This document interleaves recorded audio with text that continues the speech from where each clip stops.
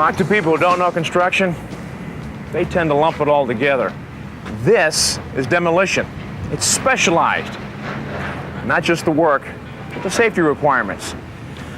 I spend a big chunk of my time hiring and training people who understand that specialty. You know, it's the difference between slowly building a wall, brick by brick, being careful that one doesn't fall, and demolishing that wall where intentionally you drop thousands of bricks at once. Both are safety problems, but demolition takes it to a much higher level. Things move faster here. The structure changes dramatically. You have to adjust your thinking accordingly. And you just can't take anything for granted. New construction, well, you know what's there because you put it in. In demolition, you have to check out everything very carefully, especially things that might not be readily apparent, like utilities. We insist that our people inspect everything themselves to make sure there isn't a live electrical circuit, or gas, or a flammable liquid in a pipe, or some hazardous substance left in a vessel. Doing a good job means being cautious first and getting the word out if there are any potential hazards. Our people have to know what they're doing, work together, be alert. We have safety meetings before starting every job. There's always something to cover. Safety isn't something we teach once on the way in. It's the way we do the job. Bottom line, you work safe or you don't work here.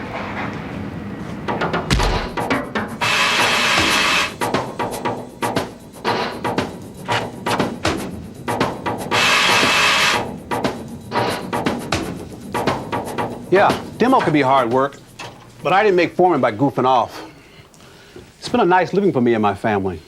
You see, this is a serious business, and people that don't take it seriously don't last long. If somebody starts creating a hazard for themselves or for somebody else, pretty soon, they're out of there. Me, I come home in one piece every night, and so does everybody that works with me. Look at these boots.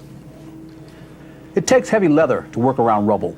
And thick soles, they help protect against cuts and punctures. And if you're working around a lot of nails or sharp stuff, you can get boots with puncture-resistant soles. And if you're near heavy loads, steel toes can really save you. Same deal with gloves. I get what I need for the job. And cloth, that's fine for most rough stuff. But when I'm working around metal or sharp edges, I switch to leather. And when we get into solvents or chemicals, the company keeps some special rubber gloves in with the safety gear. If you use cloth gloves, the chemicals soak in, and they stay right next to the skin. That's right where you don't want them. We expect people to show up dressed for work. That means long sleeves if you need them, and a good pair of work boots and gloves. As for safety gear, we provide all the rest of the personal protective equipment, and we expect people to use it. For starters, everybody on the site wears a hard hat. Period. We have all types of eye protection, safety glasses, goggles, and face shields. If any of them get scratched or hard to see through, we will replace them. We want this stuff to get used. We've got both earplugs and earmuffs. People can take their pick. But if you're working around loud or constant noise, we want you to wear something. My rule of thumb is, if you can't hear a normal conversation that's only a few feet away without raising your voice, it's too loud. You're going to need some hearing protection. Respirators, well, they're a little bit trickier. You've got several different types, and you have to match the respirator to the hazard. A dust mask isn't rated for asbestos, and the respirator a person would use for asbestos or lead may not work for vapors. And none of these actually supply any air. So if you're in a low oxygen environment, a filter respirator isn't going to supply any. There's some real hazards out there, and wearing the wrong respirator, that can be worse than no respirator at all. If someone isn't sure, we want them to ask. Before we turn a structure into pieces, we have to think about the materials that went into building it and what we could potentially be exposed to. Today we know a lot more about some of these materials, which ones could be harmful, like lead, asbestos, silica, PCBs, and how to protect ourselves when working with them.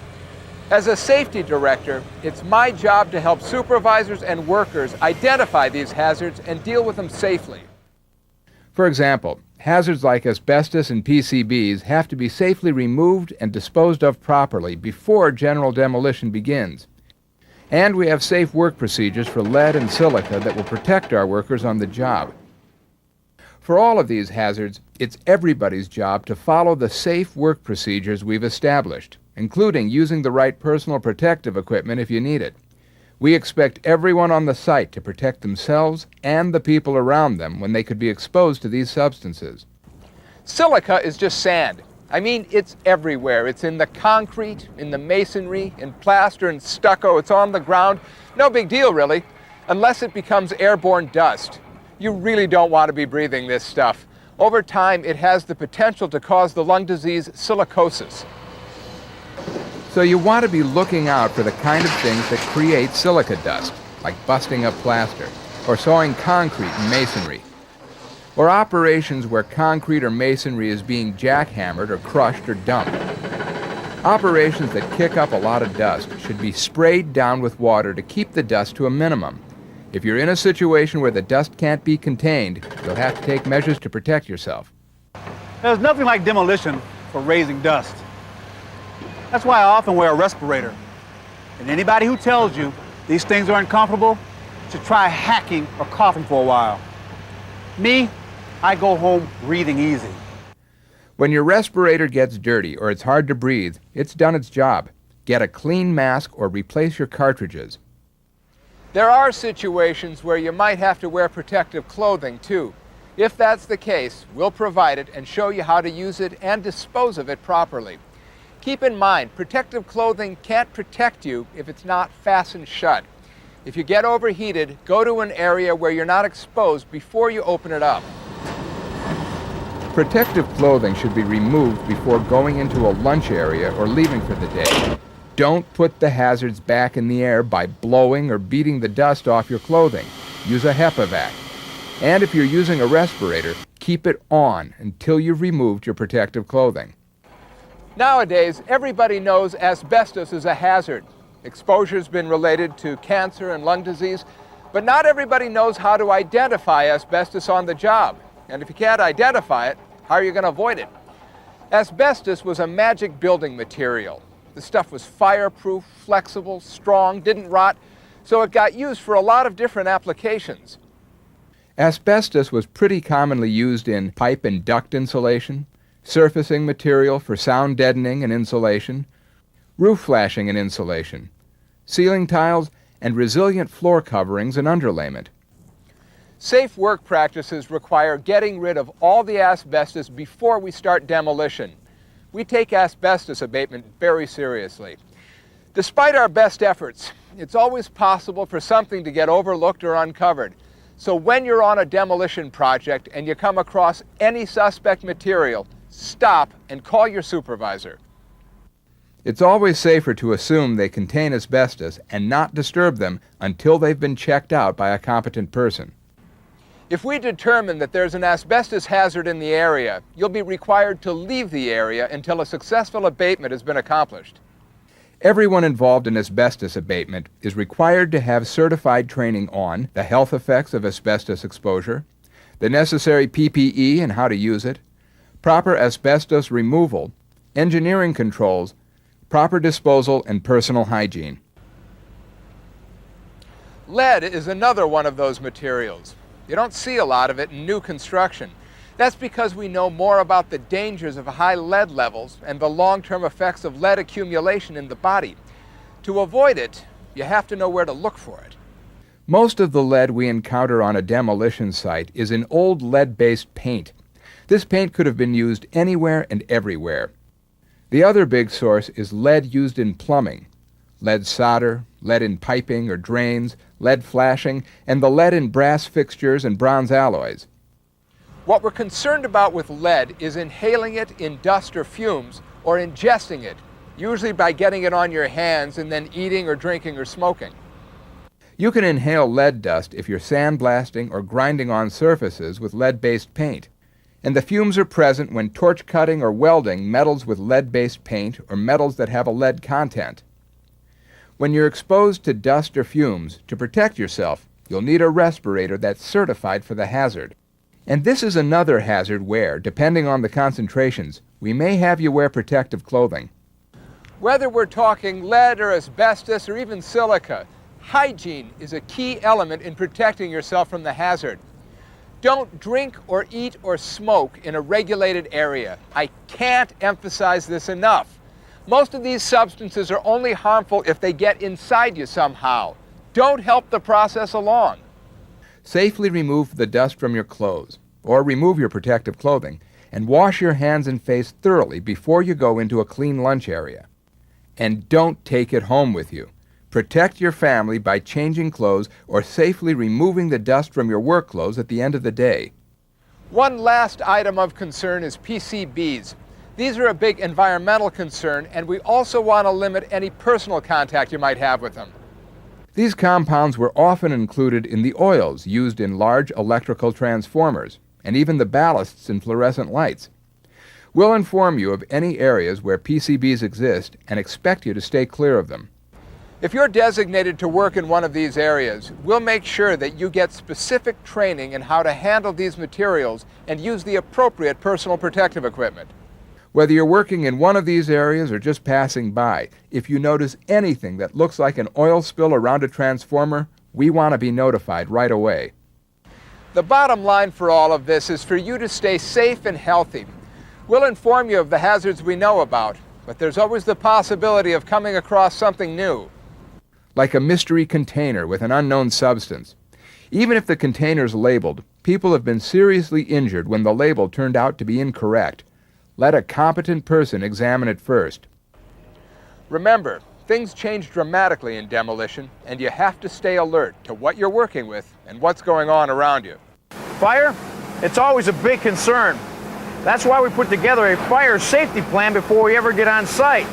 Emergency access, water, fire extinguishers. And we take a close look at any fire or explosive hazards we can identify.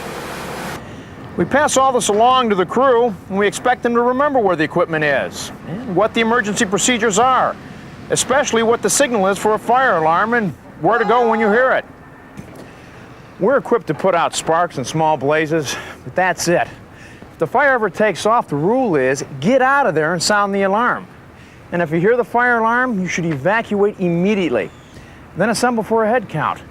It's very important to understand that just because you're not in immediate danger, someone else might be. And we don't know who to help until we can identify who's missing. You know, a fire on the site could be a big disaster.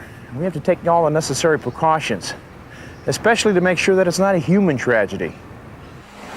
Yeah, when you figure you've got a lit torch, a tank full of fuel, and oxygen, that qualifies as a fire hazard.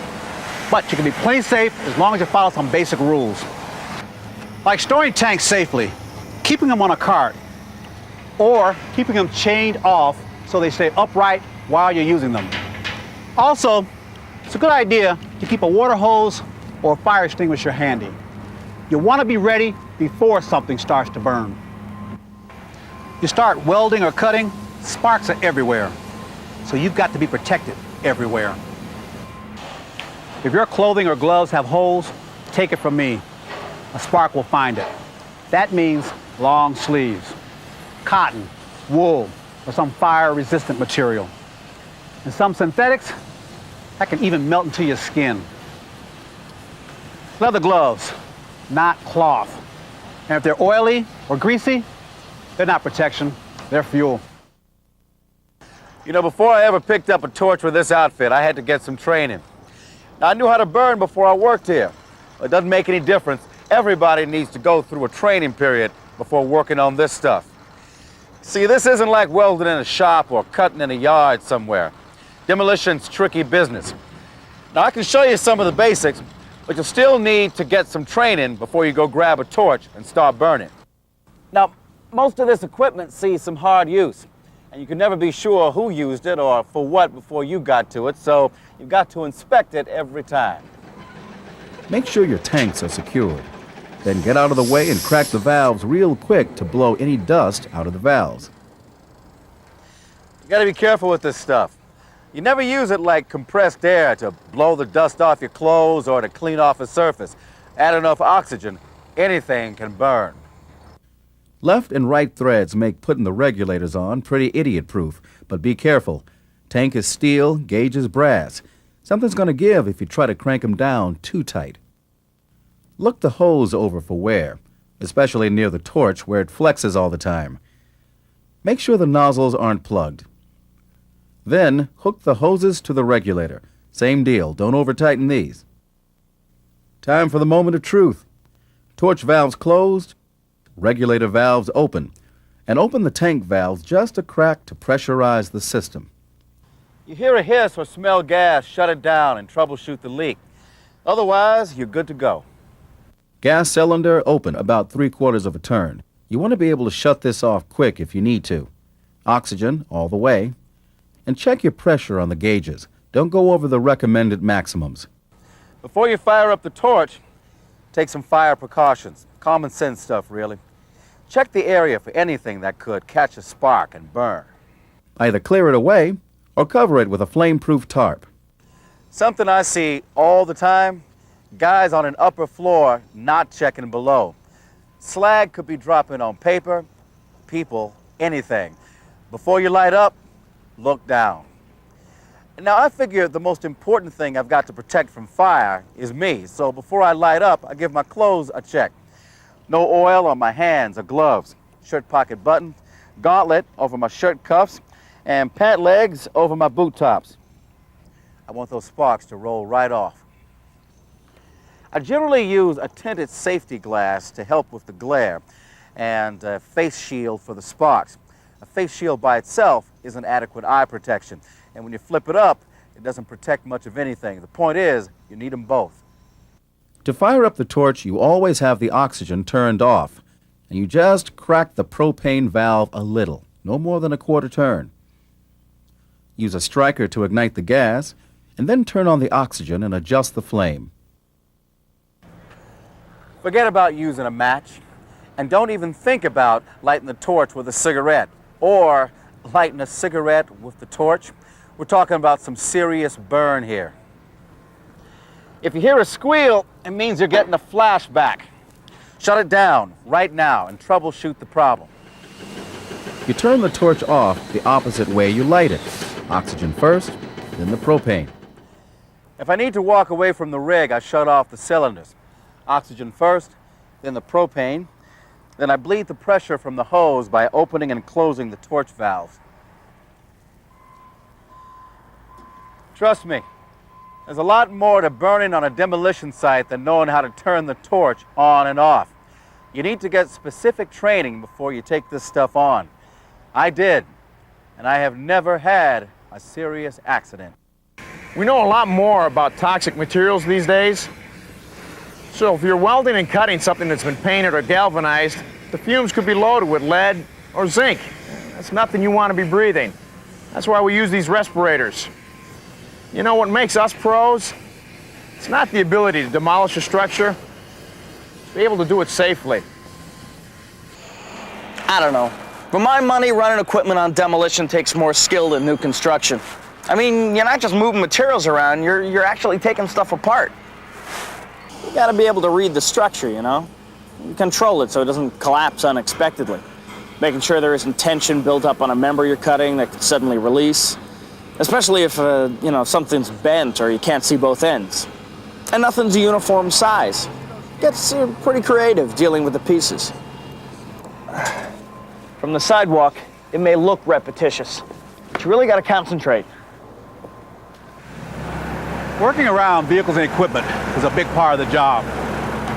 And it's easy to assume that the operator or driver is looking out for you, when you really should be looking out for each other. Mostly it's just staying out of the way, or making sure they know I'm there, especially if I have to work behind the equipment. An operator can have 2 or 3 things to keep under control at once. He doesn't need someone else to worry about.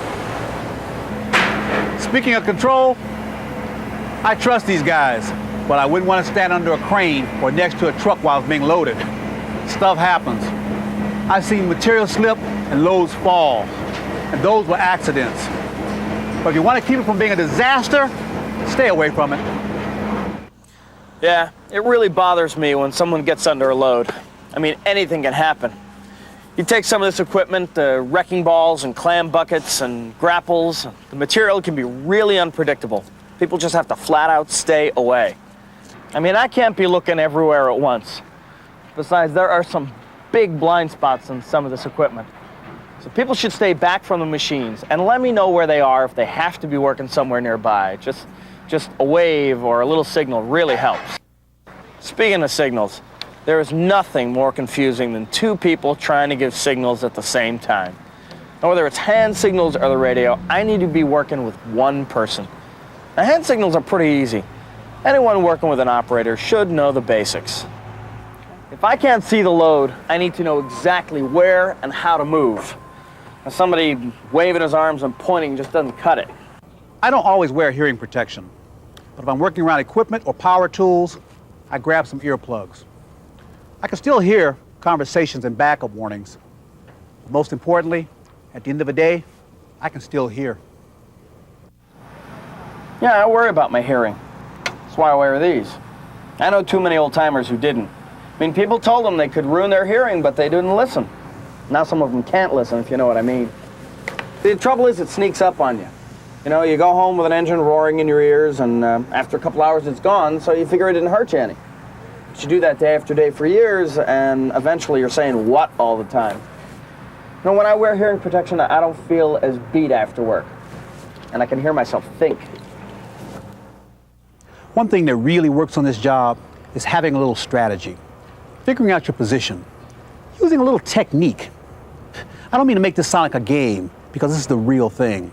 But for example, if you're ever in a building, especially those upper floors, scope out a couple of ways to get out of there. You know, using a little bit of strategy. And being aware of your position, you don't want to stand under an overhead load or near an exposed edge. That's what barriers are for, to make sure someone doesn't just wander into a work area or off an edge. And if it's your job to be on the other side of the barrier, stay alert. You ever hear of getting caught between a rock and a hard place?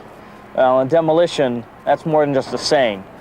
Moving as much material and equipment as we do, that's a position somebody could easily get into. I always have to be on the lookout for pinch points and places where somebody could get caught. And anyone working around the equipment needs to be looking too. A strong back is a big asset in this business, but you gotta use your head. You know, a little technique to keep it that way. I like to warm up a little bit. You know, stretch before doing any heavy lifting. And there's some common sense rules, like keeping your back straight, lift with your legs, and don't try to be a Superman. Like I said, this is not a game or a competition. Get some extra manpower or some machine to do the heavy stuff. You know, in 10 years, I've never had a serious fall. And that's not luck. That's avoiding fall hazards and wearing a safety harness. And these days, you gotta have one if you're gonna be working more than 6 feet off the ground without a handrail. Tying off is important. If you fall, you need something that will take the impact, not just hold your weight. Handrails are out. You need to tie off your lanyard to some real structure, and preferably overhead, so there's no way you can fall more than 6 feet. Fall protection works. What's even better is not falling in the first place. If you stop to think about it, cleanup, getting rid of stuff, well, that's what demolition is all about. And in order to do that, we're constantly making a mess. Trouble is, we can't have people stepping over debris or stepping on nails. Everybody has to keep their work area clean and keep a pathway cleared for the equipment and trucks that need access to the site. And it's critical not to get boxed into a corner with debris so you're cut off from an exit. Well, demo's definitely different. I mean, each load can be different. This isn't like hauling gravel. Sometimes it can be big pieces of concrete or steel. You never know what it's going to be exactly. And I'm always concerned about loading. If you want to keep things from going wrong, that's the time to do it. I stand clear of the truck when it's being loaded. I can help signal the operator if he can't see the truck. And if the load ever slips or truck turns over, I'm out of the way. I guess the important thing is knowing what you can handle. Once I get out on the road, I'm responsible for it. I want a balanced load, and I can't be overweight or have material sticking out. And the operator who's loading doesn't always know what you're up against on the other end. If I've got some low clearance or a steep bank where the load could shift, I tell them. Then we can adjust the load accordingly. Controlling access to the site is something that we have to take charge of right up front and stay on top of. We've got trucks, equipment, and personnel that have to get in here. And just as important, we have to keep unauthorized people out. Buildings need to be secured, and we have to restrict pedestrian traffic. Sometimes you'd think demolition was a spectator sport. You've always got curiosity seekers hanging around, and you really have to protect them from themselves. That means keeping barriers in place so they don't wander onto the site. Even protect them from our work if it gets too close. I'm always on the lookout for safety, but I can't see it all. So I expect people to tell me when something is wrong, because if you wait, it'll only get worse. And if it's a safety hazard, somebody could get hurt. If someone's injured, same thing. You deal with it now, so a cut doesn't become infected or a burn gets worse. The major purpose of our safety training is so that people can recognize a potentially dangerous situation when they see it. Most things, people should be able to correct for themselves, right on the spot. Stuff like putting a barricade back up, covering a hole, wearing protective equipment. These things are part of the job. They should be automatic. If you see it, you do it. Anything else needs to be reported immediately. We have liability for those situations. If there's a hazard out there and someone's been injured, we have to know about it. And I expect people to be asking questions. We always have new people coming into the business, yet nobody knows it all or has done it all. There's only one dumb question here. That's the one that doesn't get asked. Like I said before, what makes us pros, it's not being able to demolish a structure, it's that we can do it safely.